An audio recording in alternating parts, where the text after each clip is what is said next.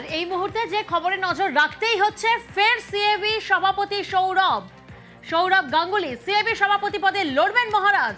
News 18 বাংলাকে নিজেই জানালেন প্রাক্তন ভারত অধিনায়ক।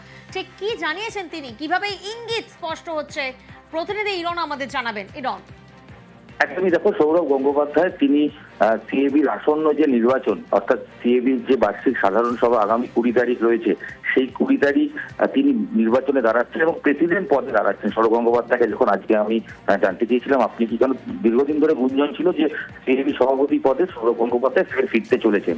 সৌরভ গঙ্গোপাধ্যায় জানান যে হ্যাঁ, আমি এবছর নমিনেশন দিচ্ছি এবং আমি ভোটে দাঁড়াবো।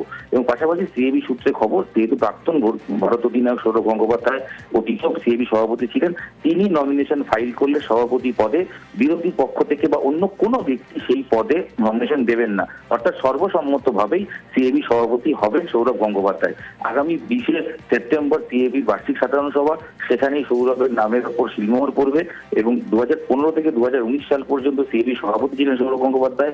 তারপর বিসিসিআই সভাপতি হন। তার পরবর্তী সময় ফের তার সিএবিতে ফিরে আসার গুঞ্জন ছিল, কিন্তু 3 বছর আগে তিনি আসেননি।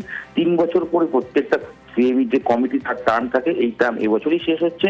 আগামী বছর বা এই বছর থেকে শুরু করে আগামী 3 বছরের জন্য নতুন সিএবি হতে চলেছে টার্ম।